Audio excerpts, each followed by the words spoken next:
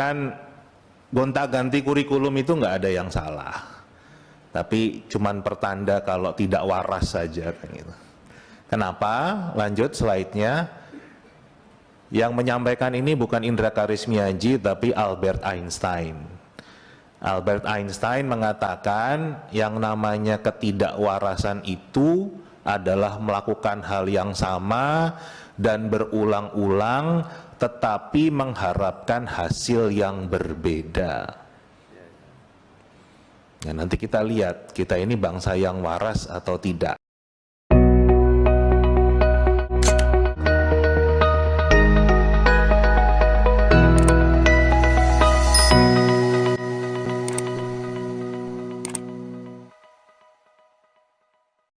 Senang sekali pagi hari ini, di hari yang cerah ini kita bisa berkumpul untuk membahas pendidikan Indonesia. Saya sengaja mengambil judul yang mungkin agak heboh, karena mungkin memang banyak yang tahu kalau gelar saya ini Prof, dari provokator. Tugasnya memang memprovokasi dunia pendidikan untuk menjadi lebih baik. Saya mengatakan gonta-ganti kurikulum itu nggak ada yang salah, tapi cuman pertanda kalau tidak waras saja kan gitu. Kenapa? Lanjut slide-nya. Yang menyampaikan ini bukan Indra Karismiaji tapi Albert Einstein. Albert Einstein mengatakan yang namanya ketidakwarasan itu adalah melakukan hal yang sama dan berulang-ulang tetapi mengharapkan hasil yang berbeda. Nah, nanti kita lihat kita ini bangsa yang waras atau tidak. Program-program pemerintah bidang pendidikan itu programnya itu saja. Mereka mengatakan BAUWMM, business as usual with more money. Jadi sebetulnya programnya sama, gonta-ganti namanya, uangnya ditambah terus. Sekali lagi yang ngomong bukan Indra Karismiaji tapi jurnal internasional kan begitu. Sekarang yang namanya sekolah penggerak itu dianggap adalah sebuah inovasi yang luar biasa. Tapi sebelumnya ada sekolah rujukan. Sebelumnya ada rintisan sekolah bertaraf internasional. Sebelumnya ada sekolah inti yang intinya cuman mengambil sebagian kecil dari sekolah yang sudah baik, dikasih uang banyak-banyak kan begitu. Sekarang ada guru penggerak, sebelumnya ada guru inti, ada guru pembelajar. Ya kan? Sekarang ada asesmen nasional. Dulu ada ujian nasional, zaman saya Eptanas, zaman ibu saya ujian negara. Tapi bisa kita bandingkan asesmen nasional, anggarannya itu 500 miliar, ujian nasional anggarannya 200 miliar kan. Jadi kan benar, business as usual with more money. Saya pernah bicara langsung dengan kepala BSKAP Kemendikbud, saya mengatakan, kok anak kita tuh diukur terus kan begitu. Apakah memang nanti hasil asesmen nasional akan berbeda dengan PISA? Nah sekarang sudah muncul kan hasil asesmen nasional hanya mengkonfirmasi PISA. Jadi buat apa kita mengeluarkan uang rakyat 500 miliar untuk sebuah hasil yang kita sudah tahu hasilnya seperti apa?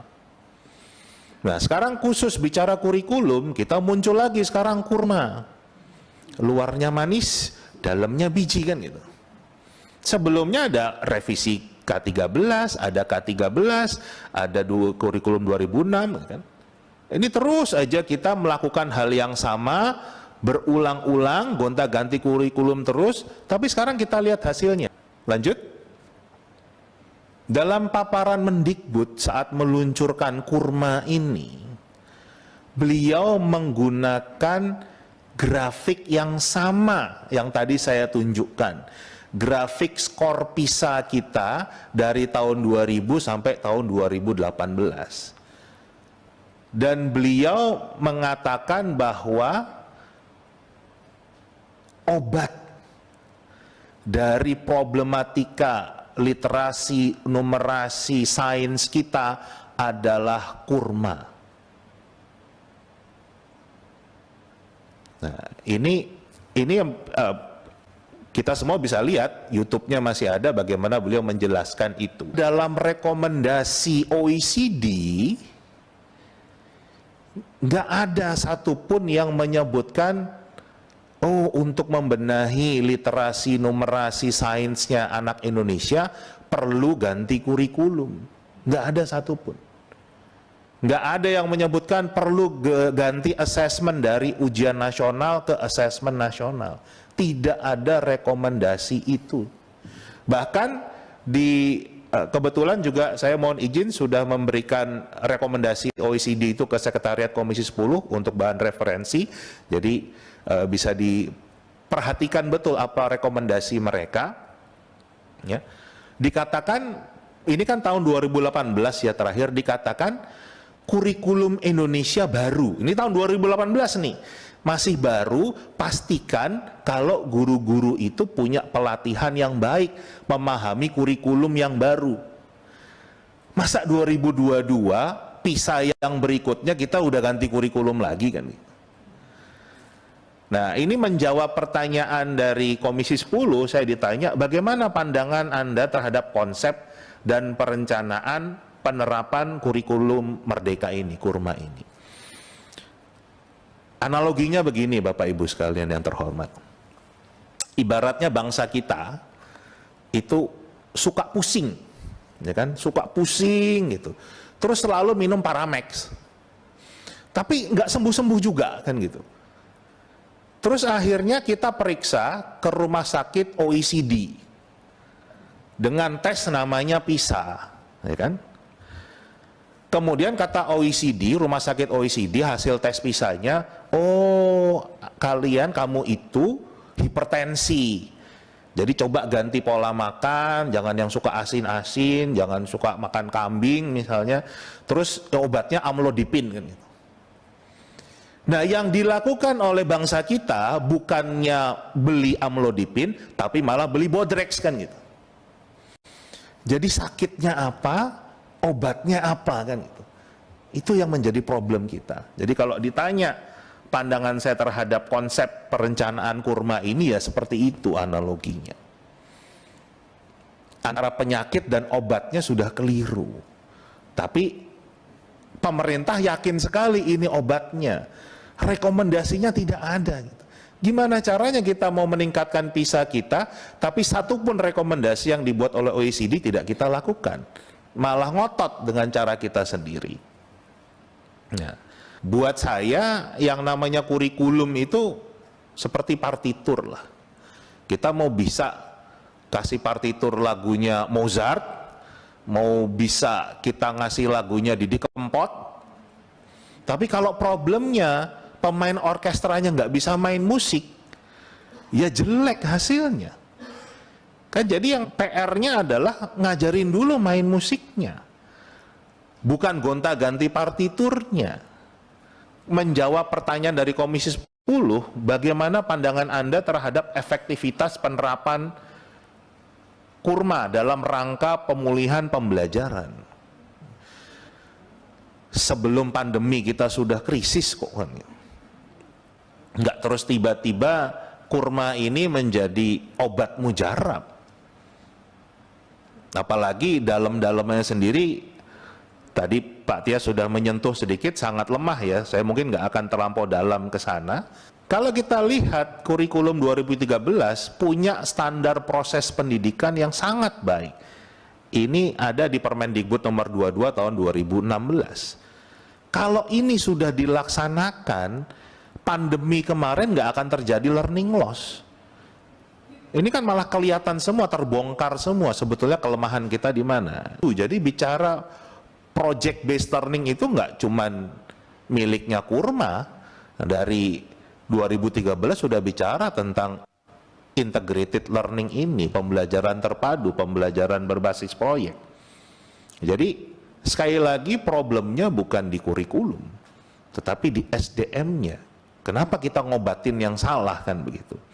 Itu hal yang menurut saya perlu dibenahi bersama. Itu PR kita bersama. Kurma ini adalah sebuah prototipe. pertanyaan saya, kalau ada vaksin COVID prototipe, boleh nggak kita suntikan ke masyarakat?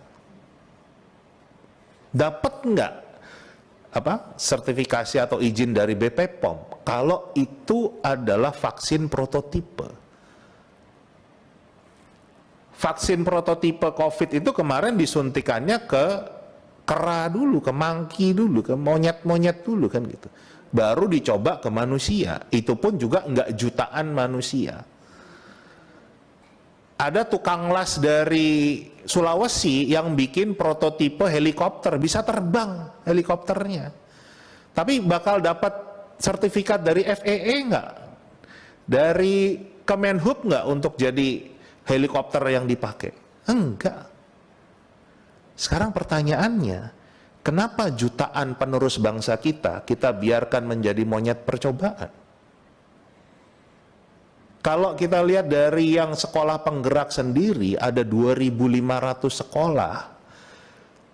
Mau hitung gampangnya lah, satu sekolah 400, itu sudah 1 juta anak kita. Vaksin COVID kemarin nggak sampai 1 juta dicobain sama orang kan gitu. Jadi kenapa produk yang belum matang, belum jadi, tapi anak-anak kita paksa mengkonsumsinya? Apa dasarnya? Yang matang dulu saja masih banyak perdebatan, buktinya masih banyak orang yang nggak mau divaksin kan sekarang. Itu produk yang matang. Ini jelas produk yang nggak matang, tapi dipaksa dikonsumsi oleh anak-anak kita dan dibiayai oleh uang rakyat. Kenapa? Nah, ini hal-hal mendasar yang menurut saya butuh pertimbangan yang sangat mendalam, terutama dari Bapak Ibu sekalian para anggota Dewan sebagai wakil kami, kan, untuk mengingatkan kurma ini memang tidak disiapkan secara matang, bukan obat yang tepat, apalagi masih prototipe, tetapi sudah dipaksakan di jutaan anak kita. Karena sekarang sudah dalam tanda kutip mendorong semakin banyak sekolah di luar sekolah penggerak untuk menggunakan kurma ini. Padahal masih prototipe kan begitu. 1 Februari 2021 itu sudah peluncuran sekolah penggerak dengan kurma ini kan gitu. Jadi luar biasa sekali. Saya ingin berkenalan dengan para pakar pembuat kurma ini, gimana caranya bisa bikin kurikulum baru dalam waktu 6 bulan. Karena pengalaman Pak Tias, Prof. Hamid Hasan itu berapa tahun, Pak? Tahun itu lebih 1,5 tahun. 1,5 tahun itu dengan kondisi normal kan begitu. Nah, ditambah lagi sekarang pakarnya siapa kita nggak pernah kenal. Dulu itu pakarnya jelas, ada Pak Tias, ada tadi Prof. Yohanes Surya, Prof. Hamid Hasan, banyak. Kita googling itu kita tahu, oh pakarnya, itu pun tidak langsung diterima kan. Jadi itu perdebatannya juga panjang K13, artinya kita memang mau mencari yang terbaik. Tapi sekarang pakarnya siapa kita nggak tahu, pembuatnya siapa kita nggak tahu, tiba-tiba muncul ini dan dikatakan, wah kalau ini itu adalah obat yang paling mujarab untuk meningkatkan literasi, numerasi sains kita. PISA kita langsung naik di atas rata-rata dunia, mungkin gitu. Kurma ini istilah-istilahnya kok mirip dengan istilah kurikulum operasional sebuah sekolah di Jakarta kan gitu. Capaian pembelajaran, fase, modul ajar, ya kan, tujuan pembelajaran, kok mirip gitu loh. Mirip dengan sebuah sekolah di DKI Jakarta kan gitu. Yang kita takutkan, jangan-jangan ini adalah kurikulum operasional milik sebuah sekolah, ya kan, terus dibikin nasional. Padahal sekolahnya sekolah mahal nih kan begitu. Buat saya sebagai praktisi pendidikan isinya sangat tidak ilmiah. Contoh ini juga baru keluar standar kompetensi lulusan untuk kurma. Tahun 2022 ini keluar ya, standar kompetensi lulusannya itu mengatakan untuk PAUD anak itu harus bisa baca, bisa berhitung. Padahal kalau kita mengacu ke kajian ilmiah, semua mengatakan kalau anak itu dipaksa membaca, berhitung di usia sebelum SD, itu malah kontraproduktif. Kalau kita menggunakan teori Brunner, mengatakan mulai itu dari enaktif dulu. Enaktif itu jadi yang nyata, belajar itu kalau belajar berhitung pakai daun. Ya kan? Jadi betul-betul daunnya itu dipakai buat berhitung, ada berapa daunnya, kan begitu. Kemudian setelah itu, ini kan disebut dengan konkret, mulai agak abstrak, mulai yang namanya ikon, pakai gambar daun. Itu mulai belajar berhitung. Nah, yang terakhir baru simbol, angkanya, hurufnya. Nah, kalau mau ilmiah begitu, nah ini kurikulum ini kok langkah-langkahnya nggak ilmiah. Jadi kita ingin tahu landasan pedagogisnya itu pakai ilmunya siapa, kan begitu. Nah itu yang nggak pernah muncul. Kalau benar tadi yang saya sampaikan, jangan-jangan yang mengonsep kurma ini yang jualan buku sama jualan pelatihan, kan gitu. Karena ini dari pihak swasta, kan gitu. Itu yang kita takutkan, kan jangan sampai seperti itu. Nah, terakhir rekomendasi saya, satu, kita harus ingat setiap kebijakan bidang pendidikan harus bermuara pada mencerdaskan kehidupan bangsa. Data yang saya tunjukkan tadi, gonta-ganti kurikulum tidak mencerdaskan kehidupan bangsa. Buktinya ada kok, faktanya ada kok. Kenapa ini dilakukan terus-menerus? Yang kedua, kalau kita mau meningkatkan skor PISA kita, ya kan, ya ikuti rekomendasi OECD dulu, kan gitu. Kita udah periksa ke dokter, ke rumah sakit, sama dokter dikasih obat ini, kok ya masih ngeyel, kan gitu. Tapi bilang kita mau jadi baik, kan lucu. Minimal harus kita coba dulu. Jangan melakukan hal yang sama berulang-ulang tapi mengharapkan hasil yang berbeda. Yang ketiga, produk kebijakan pendidikan itu harus matang. Nggak bisa belum matang sudah dipaksa dikonsumsi anak-anak kita, ke bangsa kita. Sekali lagi, anak-anak kita, bangsa kita, kalau Pak Tias tadi menyebutnya kelinci percobaan, saya menyebutnya monyet percobaan, karena vaksin COVID tadi dicobanya ke monyet, kan begitu. Yang keempat, tolong dalam kondisi yang sedang tidak baik-baik ini, tekanan ekonomi, jangan mengambil kebijakan yang semakin menambah tekanan ekonomi ke masyarakat. Pasti ganti kurikulum akan ganti buku. Dan ganti buku itu artinya buku sang kakak nggak bisa lagi dipakai oleh adiknya. Jadi mungkin bukunya sih murah 20-30 ribu, tapi kalau dikalikan sekian itu jelas akan menambah beban masyarakat. Terakhir tentunya, ayolah kita jadi bangsa yang waras. Gitu.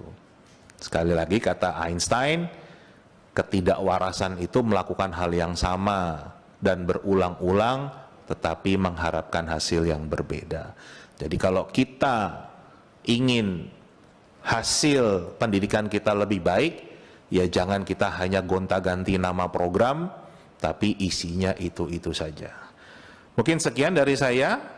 Mohon maaf jika banyak hal yang saya sampaikan kurang berkenan. Saya modelnya bicara memang seperti ini. Terima kasih. Wassalamualaikum warahmatullahi wabarakatuh.